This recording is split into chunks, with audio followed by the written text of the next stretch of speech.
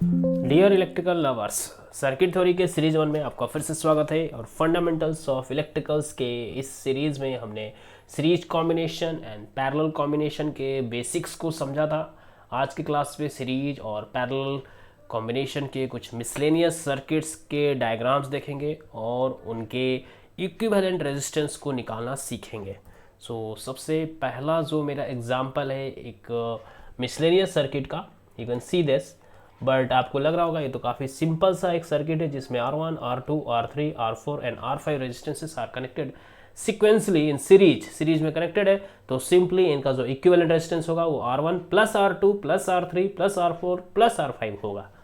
But यहाँ पे इस सर्किट डायग्राम को थोड़ा सा चेंज करूँगा और जो एक एडवांस लेवल है वो समझने की कोशिश करेंगे और सीखेंगे हम, और वहाँ से फिर इक्विवेलेंट रेजिस्टेंस भी निकालेंगे। देखिए मैं क्या छोटा सा चेंज करने वाला हूँ। मैंने क्या किया, ये एक नोड है ऑब्वियसली, यहाँ ये एक नोड है क्योंकि अगला ब्रांच कनेक्टेड है, फिर अगला एलिमेंट कनेक्टेड है, फिर अगला एलिमेंट कनेक्टेड है, अगला लाइक दैट, ये एक अलग नोड है। ठीक, मैं क्या करने वाला हूँ, इस नोड को लूँगा और डायरेक्टली इस नोड से इसको कनेक्ट कर दूंगा। So mind it, this is not a branch, ये कोई एलिमेंट नहीं है, ये कोई ब्रांच नहीं है। इस नोड को और इस नोड को मैंने बस सिंपली डायरेक्टली कनेक्ट कर दिया है। तो डायग्रामेटिकली तो स्ट्रेट लाइन की तरह दिख रहा है। इसको हम शॉर्ट सर्किट पाथ भी कह सकते हैं सिंपली, क्योंकि ये कोई एलिमेंट नहीं है इसलिए कोई वोल्टेज ड्रॉप नहीं कराएगा। वोल्टेज ड्रॉप नहीं कराएगा ये इसीलिए या यूँ कह सकते हैं कि यहाँ इस पॉइंट और इस पॉइंट के बीच का वोल्टेज डिफरेंस जीरो होगा। यानी कि वोल्टेज डिफरेंस तभी जीरो होगा ना जब दोनों पॉइंट सेम होंगे। दोनों पॉइंट्स कोई डिफरेंट एलिमेंट के बीच कनेक्टेड नहीं है, ये कहीं ना कहीं ये दोनों कॉमन एलिमेंट बन गए। अब this is not an element, बस पॉइंट इज दैट कि ये जो मैंने अभी येलो लाइन ड्रॉ किया है ये कोई एलिमेंट नहीं है, कोई ब्रांच नहीं है, ये एक नोड है, ये कॉमन नोड है। सिमिलरली फिर से मैं यहाँ से लूँगा और एक डायरेक्ट पाथ यहाँ कनेक्ट कर दूंगा। ठीक है, तो ये नोड और ये नोड फिर से सेम नोड बन गए, कॉमन नोड बन गए। This is again not an element, not a branch, ये कोई ब्रांच नहीं है, ये एक नोड है, कॉमन नोड है।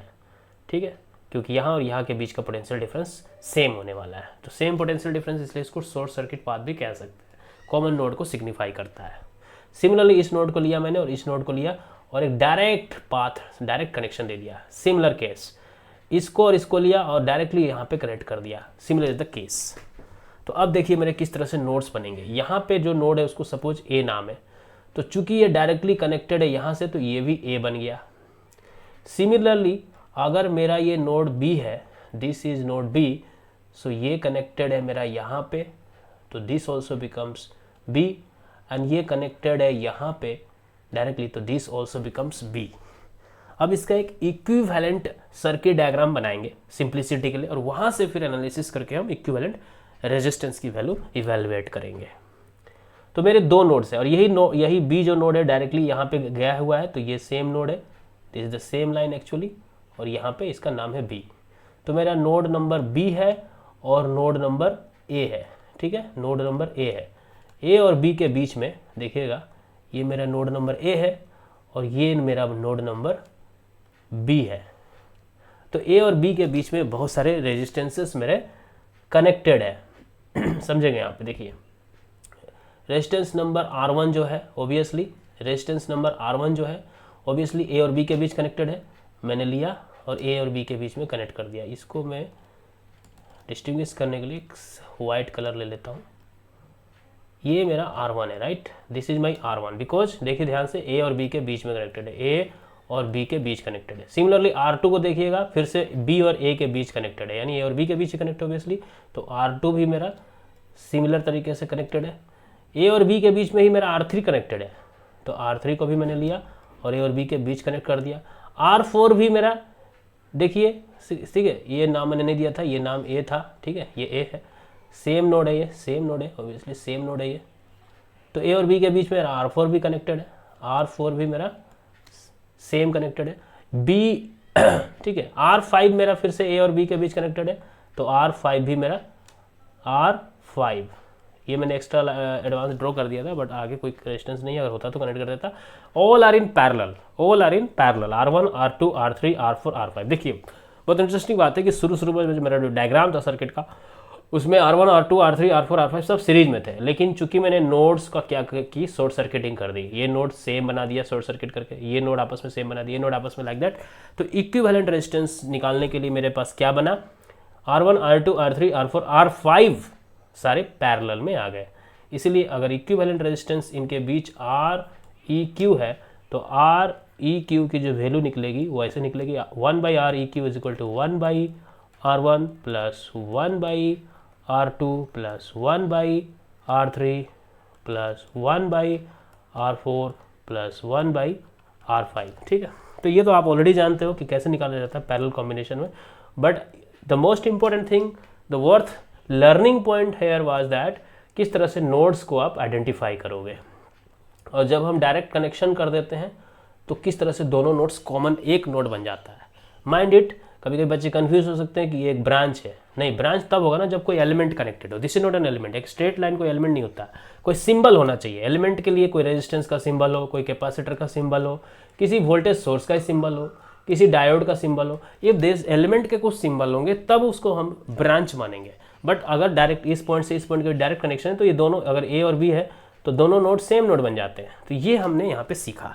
And how to redraw the circuit, सबसे पहले आइडेंटिफाई करना है नोड्स को, ब्रांचेज को, उसके बाद इक्विवेलेंट एक सर्किट बनाना, and then we have to finally use the formula of equivalent resistance. एक अगला डायग्राम मैंने जो लिया है सर्किट डायग्राम, इसमें कुछ ब्रिज सा स्ट्रक्चर है, ब्रिज सा डायग्राम है, जिसमें 4 आर्म्स से मेरे देखिए 10 ओम, 40 ओम, उसके बाद 30 ओम, 120 ओम। बीच में जो ये वाला जो नोड है और ये जो नोड है, इसके बीच में मैंने एक स्विच लगा रखा है, और दोनों कंडीशन पे मैंने इस पूरे सेटअप का, यानी ए से बी के बीच का, ए और बी नोड के बीच का इक्विवेलेंट रेजिस्टेंस पूछा है, आर ए बी, जो कि आर ए बी मतलब आर ए और बी के बीच का equivalent resistance if my switch is open, and second case if switch is closed. तो पहला जो केस है स्विच ओपन का यानी स्विच ऑन का, sorry switch open mean of का। स्विच जब ऑफ होगा, ओपन होगा, यानी ये स्विच आपस में कनेक्टेड नहीं होंगे, तो यानी कि ऑब्वियसली इधर एक जा रहा है, इस ब्रांच का हिस्सा इधर जा रहा है टर्मिनल, तो ये एक नोड है, इस नोड का नाम दे देते हैं x और इस नोड का नाम देते हैं y। तो अगर स्विच मेरा ऑफ है या ओपन है तो मेरे x and y are different nodes, ये डिफरेंट नोड्स हैं। ठीक है, पहला पॉइंट। दूसरा कंडीशन कहता है कि स्विच अगर मेरा क्लोज है, स्विच क्लोज का मतलब स्विच ऑन कर दिया, ठीक है, यानी कि ये पाथ मेरा कनेक्ट हो जाएगा, शॉर्ट सर्किट बन जाएगा। तो ऐसे में मैंने क्या बताया था कि एक नोड दूसरे नोड के बीच डायरेक्ट कनेक्शन कर दो तो शॉर्ट सर्किट हो जाएगा, तो दोनों नोड सेम बन जाते हैं, जैसे कि हमने सीखा था डायरेक्ट कनेक्शन मतलब सेम नोड बन गया। तो यहाँ पे क्या बन जाएगा, X and Y become common node या सेम नोड कह सकते हैं, सेम नोड बन जाते हैं, सेम नोड बन गया। ठीक है, तो अब मैं इसको रीड्रॉ करूंगा दोनों कंडीशन में, जब मेरा स्विच ऑन है और जब मेरा स्विच ऑफ है। अब इसी डायग्राम में मैं देख सकता हूँ, विजुलाइज कर सकते हैं, अगर मेरा स्विच ऑफ है तो if my switch is of और ओपन, तो इसका मतलब x अलग नोड है, y अलग नोड है। तो यहाँ से क्या समझ में आ रहा देखिएगा, a एक नोड है जहाँ से मेरा एक रेजिस्टेंस यहाँ से निकला, उसके बाद आगे एक नोड है जहाँ से मेरा दूसरा रेजिस्टेंस निकला और आगे जाके b से जुड़ गया। सिमिलरली क्या हो रहा है, एक दूसरा मेरा आर्म है इसी ए से बी के बीच में, जो 30 ओम के रेजिस्टेंस को आगे जाके एक नोड से सीरीज में कनेक्ट करते हुए 120 ओम के रेजिस्टेंस को कनेक्ट कर रहा।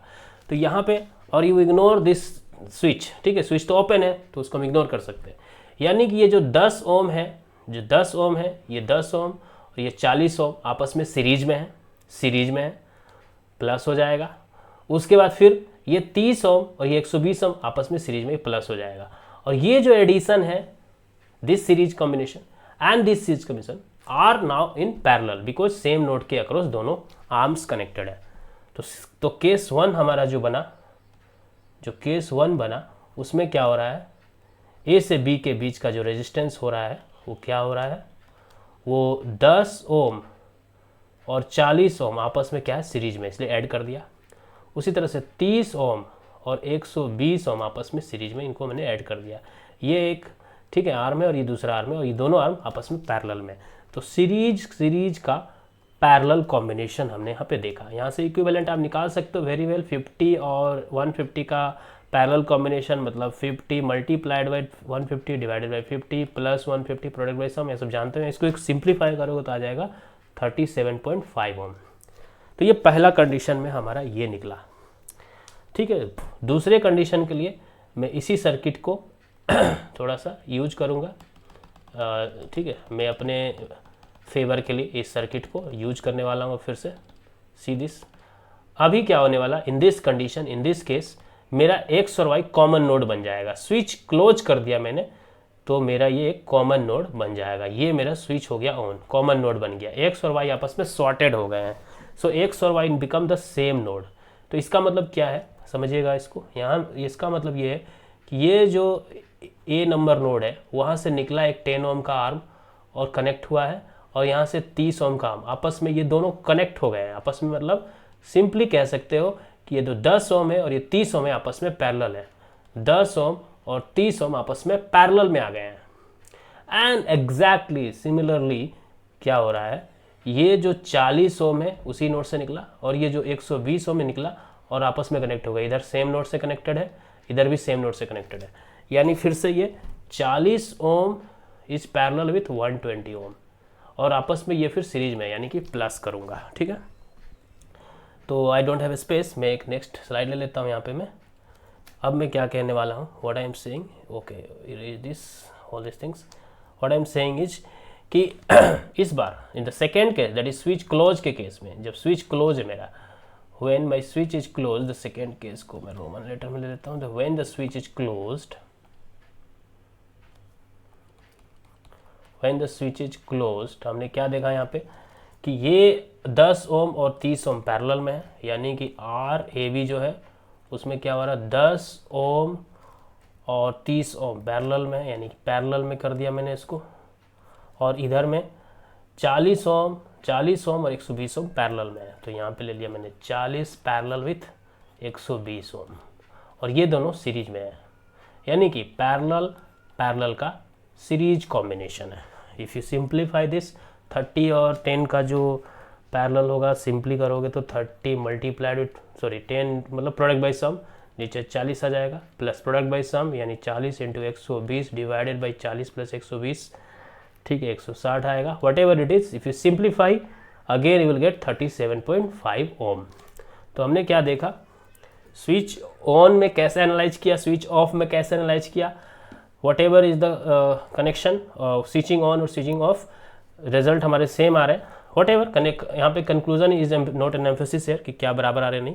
The point is that how to analyse this circuit, कैसे सीरीज कैसे पैरेलल हो रहा है, कैसे एक्स और वाई मेरे डिफरेंट नोड्स की तरह काम कर रहे हैं जब ओपन है, तो कैसे और एक्स और वाई मेरे कॉमन नोड्स बन जा रहे हैं, कॉमन नोड्स बन जा रहे हैं जब मेरा स्विच ऑन हो जा रहा है तब, और उस हिसाब से सीरीज का पैरेलल का सीरीज कॉम्बिनेशन बन रहा है। सो नेक्स्ट जो हमारा सेकेंड हो गया हमारा, ये सेकेंड था हमारा। जो थर्ड एग्जाम्पल अब लेने वाला हूँ, it is looking something like this, थोड़ा सा केओटिक दिख रहा है, थोड़ा सा लग रहा है कि कुछ डिफिकल्ट है, but it's not like that, it's going to be very simple. तो यहाँ पे मैं मार्क करने वाला हूँ नोट्स को, पहले नोट्स की मार्किंग करेंगे, पहला स्टेप है। फिर उसके अकॉर्डिंगली हम अपनी सिंप्लिसिटी के लिए एक रीड्राइंग करेंगे सर्किट डायग्राम को, और फिर उसका इक्विवेलेंट रेजिस्टेंस वहाँ से निकालेंगे।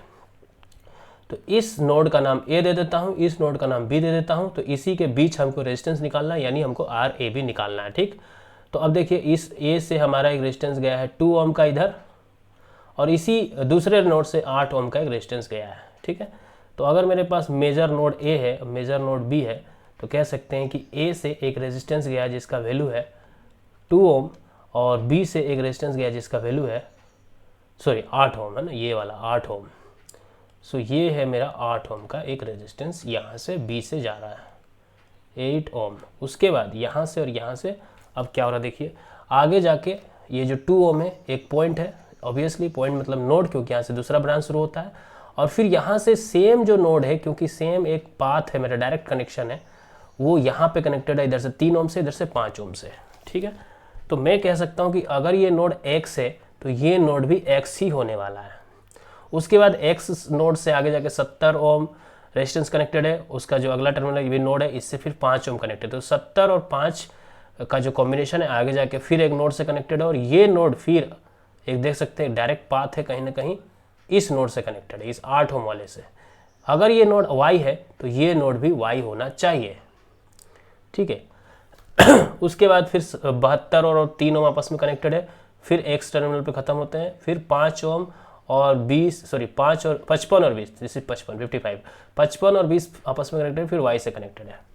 तो इन सबको मैं अगर रीड्रॉ करने की कोशिश करूँ चीज़ों को x और y के साथ, तो 2 ओम जहाँ ख़त्म होता है वो x नोड है, ये x, और 8 ओम जहाँ ख़त्म होता है c। मैं काम करता हूँ, इसको x को येलो से लिखूंगा और y वाली चीज़ों को मैं अलग कलर ले लेता हूँ, सो दैट आपको और विजुअलाइजेशन ईजी हो जाए। This is y, so this is again y। तो 8 ओम का जो रेजिस्टेंस है वो y पे जाके ख़त्म होता है। 8 ओम का जो रेजिस्टेंस है वो b से शुरू होकर y पे ख़त्म होता है, b से शुरू होकर y पे ख़त्म होता है। और 2 ओम का रेजिस्टेंस है जो a से शुरू होकर x पे ख़त्म होता है, a से लेके x पे ख़त्म होता है। और y से और क्या क्या कनेक्टेड है देखिए, y से 20 ओम का रेजिस्टेंस कनेक्टेड है, तो ये 20 ओम का रेजिस्टेंस मैंने लिया। फिर उसके बाद y से यहाँ से ध्यान से हम समझेंगे, पहले यहाँ पे समझ लेते हैं। Before we draw it let us understand this, so that हमारा ड्राइंग और अच्छा दिखे, देखने में ईजी लगे। ठीक है, समझ कर ड्रॉ करेंगे, हमारा ड्राइंग डायग्राम ज़्यादा नीट और क्लीन और ज़्यादा सिंपल दिखेगा, ज़्यादा कॉम्पैक्ट दिखेगा। ठीक है, तो let me first analyse this. देखिए यहाँ पे ये जो मेरा y है वहाँ से 20 ओम शुरू होता है और 55 ओम के साथ कनेक्ट होते हुए x पे ख़त्म होता है। और सिमिलरली उसी तरह से देखिएगा, ये 70 ओम x से शुरू होता है और 5 ओम के साथ कनेक्ट होते हुए y पे ख़त्म होता है। हम कह सकते हैं कि x और y के बीच में 75 ओम कनेक्टेड है, 70 + 5 सीरीज में, क्योंकि x और y के बीच सिंपली अगर हम सोचें, and forget the other part of the remaining part of the circuit, just concentrate at this part, x 70 5 y, इसका मतलब x से y के बीच में 75 ओम का एक रेजिस्टेंस है, क्योंकि 70 और 5 सीरीज में आ जाते हैं। As per as X and Y is concern, X और वाई के पॉइंट ऑफ व्यू से 70 और 5 सीरीज में आ जाते हैं, तो एक्स और वाई के बीच में कहीं ना कहीं एक 75 ओम का रेजिस्टेंस कनेक्टेड है, उसको मैं यहाँ पे ड्रॉ कर देता हूँ। एक्स और वाई के बीच में क्या कनेक्टेड है, 75 ओम का एक रेजिस्टेंस कनेक्टेड है, और इसका काम हमारा खत्म, ये काम हमारा खत्म हो गया। ठीक, अब देखिए नेक्स्ट एनालिसिस फिर से देखेंगे हम। यहाँ पे फिर से मेरा यहाँ एक्स है और यहाँ पे वाई है, यहाँ पे x है और यहाँ पे y है। ठीक है, अगर ये एक रेक्टेंगल है तो इसका ये कॉर्नर पे हमने डिस्कस किया था, अब इस कॉर्नर पे डिस्कस कर रहे हैं। Excuse me. तो x 55 से लेके 20 के साथ होते y पे, मतलब x और y के बीच में फिर से 75 ओम है। देखिए 55 + 20, 55 + 20, x और y के बीच में फिर से 75 ओम है, तो फिर से x और y के बीच में एक 75 ओम का रेजिस्टेंस ड्रॉ कर देता हूँ। यहाँ से x लिया, यहाँ से y लिया, फिर से 75 ओम का एक रेजिस्टेंस कनेक्ट कर दिया, इधर का काम हमारा ख़त्म। अब देखते हैं और आगे की बातें क्या चल रही है इसमें, पूरे इस श्रृंखला में। देखिएगा ये मेरा x है और सॉरी ये मेरा y है और ये मेरा x है, इसके बीच में फिर से 72 और 3 ओम का रेजिस्टेंस कनेक्टेड, यानी x और y के बीच में फिर से हमारा 75 ओम है, फिर से हमारा 75 ओम है, 72 + 3, तो x और y के बीच में फिर से हमारा 75 ओम का एक रेजिस्टेंस कनेक्टेड है, यहाँ पे 75 ओम का रेजिस्टेंस। और x से a के बीच में 2 ओम था, वो भी दिखा दिया हमने। y से b के बीच में 8 ओम था, तो 2 ओम भी दिखा दिया हमने, 8 ओम भी दिखा दिया हमने, ये वाला 8 ओम, 70 5 ये भी दिखा दिया हमने, 72 3 75 ये भी दिखा दिया, 55 सारे रेजिस्टेंस हमने दिखा दिए, सारे नोट्स हमने दिखा दिए। अगर ये x है ये y है तो ऑब्वियसली ये x और ये भी x है, ये सारे x नोट्स हैं। ठीक है, और ये सारे मेरे y नोट्स हैं, लिखने की ज़रूरत नहीं है बट आपको समझाने के लिए। इसका मतलब कि 75 75 75 ये सब सेम नोड के अक्रॉस कनेक्टेड है, यानी 75 75 75 पैरेलली कनेक्टेड है। तो ए और बी के बीच का जो इक्विवेलेंट रेजिस्टेंस होगा वो देखिएगा क्या होने वाला है। ए और बी के बीच में सबसे पहले आपका 2 ओम का एक रेजिस्टेंस है, उसके बाद प्लस 75 पैरेलल 75 पैरेलल 75 का कॉम्बिनेशन है, उसके बाद प्लस लास्ट में यहाँ से पूरा कॉम्बिनेशन की बात हो गई, और लास्ट में 8 ओम कनेक्टेड है, फिर 8 ओम। ठीक है, simply I hope it is 10 8 और 2 जोड़ के 10 ओम हो जाते हैं, 10 ओम हो जाते हैं, 8 + 2 2 + 8 10 हो जाते हैं, इसको 10 लिख देंगे हम सबसे पहले। तो let me right it here 10, 75 + 75 का करेंगे अगर आप तो देख लो, 1/75 + 1/75 + 1/75 इसका करोगे तो नीचे 75 आएगा, ऊपर में 1 + 1 + 3 आएगा, यानी कि 1/25। उसको लास्ट में रेसिप्रोकल करोगे तो आ जाएगा 25, राइट। इसको जोड़ोगे तो आ जाएगा 35 ओम। सो ये जो सर्किट आपने देखा उसका इक्विवेलेंट रेजिस्टेंस ए और बी 35 ओम आ गया हमारे पास। तो ये तो आप कैलकुलेशन के पार्ट समझ लेते हैं। सबसे मेजर पार्ट था किस तरह से मैंने एक्स को मार्किंग की, वाई को मार्किंग की, एक्स को मार्किंग की, वाई की मार्किंग की, एक्स वाई के बीच का एक इक्विवेलेंट देखा, एक्स वाई के बीच में एक इक्विवेलेंट देखा, एक्स वाई के बीच में एक इक्विवेलेंट देखा। तो ये सारे आपस में पैरेलल थे, ठीक है। किस तरह से पैरेलल थे वो हमने समझा, एंड हेंस हमने एक इक्विवेलेंट रेजिस्टेंस निकाला। We have another example, fourth example, जो देख के थोड़ा डरावना लग सकता है, जो इस तरह के सर्किट्स पे काम या एनालिसिस ज़्यादा नहीं करते हैं बच्चे, ऑब्वियसली उनको देख के थोड़ा सा डर लगने वाला, but I am going to make this is very simple afterwards. आज के बाद आपको इस तरह की सर्किट बहुत सिंपल लगेगी। तो आपको देख के सबसे पहले तो दिमाग में ये आ रहा होगा बात कि सवाल क्या है, करना क्या है, कैसे कहाँ से कहाँ के बीच हमको रेजिस्टेंस निकालना है। तो इसलिए मैं इसके बारे में एक बात बताना चाहता हूँ। किसी भी दो एजेज के बीच में, मतलब ऑब्वियसली एक एक्सट्रीम एजेज के बीच में आपसे रेजिस्टेंस पूछा जाएगा तो वैल्यू बराबर ही होगी। फॉर एग्जांपल इस एज और इस एज के बीच में आप पूछा जाए कि इक्विवेलेंट रेजिस्टेंस क्या है, ये ए है और ये बी है, तो इनके बीच का रेजिस्टेंस क्या है। इस एज और इस एज, ठीक है, इधर वाला और ये इधर वाला डायगोनली तो भी सेम होगा, या इस एज के बीच में, या इस एज या एकदम पीछे वाले एज के बीच में, मतलब दो किसी भी 3 डायमेंशनली ऑपोजिट जो एजेस होंगे, डायगोनली ऑपोजिट एजेस होंगे, उनके बीच का रेजिस्टेंस बराबर होने वाला है। Now for the simplicity of our analysis मैं आपको एक ड्रॉ करने वाला हूँ, देखिएगा। यहाँ और यहाँ के बीच में एक वोल्टेज सोर्स मैंने कनेक्ट कर दिया, ठीक, और यहाँ से मैं स्टार्ट करूँगा एनालिसिस को। तो ये V वोल्टेज का सोर्स है, तो ये सोर्स I करंट अगर फ्लो करा रहा है तो ये I करंट ऐसे फ्लो होगा, और आगे जाके एक बात बता दूं, ये जितने भी ब्रांचेज है आपस में कितना है, क्या है, सब में रेजिस्टेंस कनेक्टेड है। Every branch is resistance of equal value that is R। मैंने यहाँ पे लिखा नहीं है जानबूझ के, क्योंकि मेरा डायग्राम और ज़्यादा नीट एंड क्लीन लगने के लिए मैंने R को यहाँ पे लिखा। मैं चाहूँ तो यहाँ पे R, यहाँ पे R, सब जगह R लिख दूँ, ये R है, ये भी R है, सारे इक्विवेलेंट है, सारे बराबर रेजिस्टेंस है, सारे बराबर रेजिस्टेंस है। But I am not going to write it intentionally. मैं इंटेंशनली इसको लेवलिंग नहीं कर रहा हूँ, जानबूझ के यहाँ लिख नहीं रहा हूँ, क्योंकि मुझे neat and clean speak and span space चाहिए यहाँ पे एनालिसिस करने के लिए, सर्किट की एनालिसिस करने के लिए। But keep in mind that the value of each resistance is R। जितने भी ब्रांच दिख रहे हैं सब R है, यानी कि करंट हमेशा उसी अकॉर्डिंगली डिवाइड होगा। तो जैसे यहाँ से I करंट एंट्री करेगा तो ऑब्वियसली आगे जाके इमीडिएटली इसको 3 ब्रांचेज दिख रहे हैं, एक इधर है ना, see this one, this one, this one, तीनों बराबर। आगे जाके फिर क्या connection that does not matter, but फिलहाल यहाँ से इसको 3 ब्रांचेज मिल रहे हैं और ये सेम रेजिस्टेंस की वैल्यू क्या है, इसीलिए I/3 I/3 I/3 3 पार्ट में डिवाइड होगा। I/3 equal 3 parts, I/3 equal 3 parts में ये डिवाइड हो जाएगा, I/3 I/3 I/3, right, equally. अब देखिए ये भी आगे जाके I/3 यहाँ से जो जा रहा है वो फिर इधर और इधर बटेगा 2 पार्ट्स में, ये भी इधर और इधर 2 पार्ट्स में बटेगा, फिर ये भी इधर और इधर 2 पार्ट्स में बटेगा। आगे जाके फिर इधर से आने वाला इधर से आने वाला मिल जाएगा, इधर से आने वाला इधर से आने वाला मिल जाएगा, फिर इधर से आने वाला और इधर से आने वाला इधर से आने वाला है ना, यहाँ जाके मिल जाएगा, और लास्ट में सारे मिलके फिर I बन के निकलेंगे। तो किस तरह से करंट पहले 3 पार्ट्स में डिवाइड हो रहा, फिर आगे जाके 2 पार्ट्स में डिवाइड हो रहा, फिर 2 पार्ट्स मिलके फिर किस तरह से 1/3 बन रहे हैं, और फिर लास्ट में जो मेन करंट था वो बन जाएगा। तो यहाँ पे जो हमने तो करंट के डिवीज़न को समझ लिया, अब जो एम्फेसिस पार्ट है जो इस पर्टिकुलर प्रॉब्लम को एनालाइज करने के लिए ज़रूरी, उसको हम यहाँ पे अब देखने वाले हैं। Current, how the currents are getting divided, हमने देख लिया उसको, ठीक है। तो अब देखिएगा यहाँ पे what I am going to do is here, यहाँ पे मैं ये करने वाला हूँ, सी दिस, इस ब्रांच से I3 निकला और यहाँ से मैंने बोला कि इक्वल 2 पार्ट्स में बटेगा, यानी इधर और इधर। तो I/3 को 2 पार्ट में बांटेंगे तो इधर I/6 हो जाएगा और इधर I/6 हो जाएगा, राइट, I/6 है ना, क्योंकि I/3 को अगर फिर से 2 पार्ट में बांटो तो क्या हो जाएगा, I/6। तो यही I/6 आगे जाएगा, ठीक है, और इधर से भी I/6 फिर आ रहा होगा, तो इधर से आने वाला I/6 और इधर से आने वाला I/6 यहाँ जाते समय फिर I/3 बन जाएगा।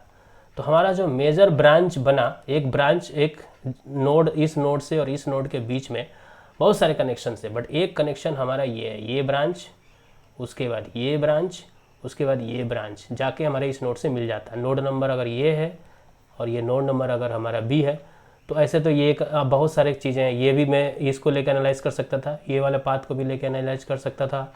देखिए पाथ कौन कौन से मेरे, I will tell you first. किसी भी पाथ को लेके आप करो एनालिसिस, आपका इक्विवेलेंट रेजिस्टेंस सेम आने वाला है मतलब बात हमारी सेम होगी। तो एक तो मैंने रेड से दिखा दिया कि ए और बी के बीच में इस ब्रांच को लूँ, या ए और बी के बीच में मैं इस ब्रांच को लूँ। कौन सा ब्रांच, ये लेके ये, फिर ये भी मेरा बी तक पहुँचा रहा रास्ता, या मैं कोई तीसरा ले लेता हूँ लाइक दिस वन, ये ले लूँ। मैं किसी भी, देखिए कलर कोड को समझिएगा, ये रेड वाले को लेके एनालाइज करूँ, ए से बी के बीच का एक पाथ है, ये ब्लू वाले को ले करके, ठीक है, इस ब्लू वाले को लेके मैं एनालाइज करूँ, इसको लेके एनालाइज करूँ तो भी ठीक है, या फिर मैं ग्रीन वाले को लेके करूँ, कैसे भी करूँ मेरा पाथ सेम है। यानी कि लेट अस टेक दिस ए, ठीक है, एक ही बात है, ए से बी के बीच में मेरा कौन कौन सा रेजिस्टेंस आ रहा है, ये वाला रेजिस्टेंस आ रहा है, ये वाला रेजिस्टेंस आ रहा है और ये वाला रेजिस्टेंस आ रहा है। यानी यहाँ का वोल्टेज ड्रॉप प्लस यहाँ का वोल्टेज ड्रॉप प्लस यहाँ का वोल्टेज ड्रॉप, यानी टोटल वोल्टेज ड्रॉप बताएगा, है ना। तो यहाँ का वोल्टेज ड्रॉप क्या होगा, देखिए I/3 करंट है और R रेजिस्टेंस है। यहाँ पे I/6 है क्योंकि दो पार्ट में बढ़ा था, तो यहाँ पे I/6 है और R रेजिस्टेंस है। यहाँ पे I/3, ठीक है, यहाँ पे I/3 है, R रेजिस्टेंस है, I/6 R resistance, I/3 R resistance. तो रेजिस्टेंस तो सब में आ रहा है, बट करेंट्स मेरा क्या हो रहा है, तो टोटल वोल्टेज जो होगा that will be equal to this voltage, ठीक है, this voltage suppose V1, this voltage V2 and this voltage V3, V1 plus V2 plus V3। अब V1 मैंने क्या बताया I/3 इंटू R, यहाँ पे मैंने क्या बताया I/6 हो गया था यहाँ पे, तो I/6 इंटू R, और तीसरा क्या, फिर से I/3 है, तो I/3 इंटू R। सो मेरा जो V है वो क्या बन जा रहा है, total voltage is nothing but तीनों वोल्टेज का सम। पहले I/3 करंट है, फिर R रेजिस्टेंस, फिर I/6 करंट है, फिर R रेजिस्टेंस, फिर I/3 फिर से हो गया और R रेजिस्टेंस। यहाँ से आप निकालो अगर, तो I/R कॉमन हो जाएगा और यहाँ पे 1/3 प्लस 1/6 प्लस 1/3 होगा। अगर आप इसको सिंपली ऐड करो तो ये इसकी वैल्यू आती है 5/6, ठीक है।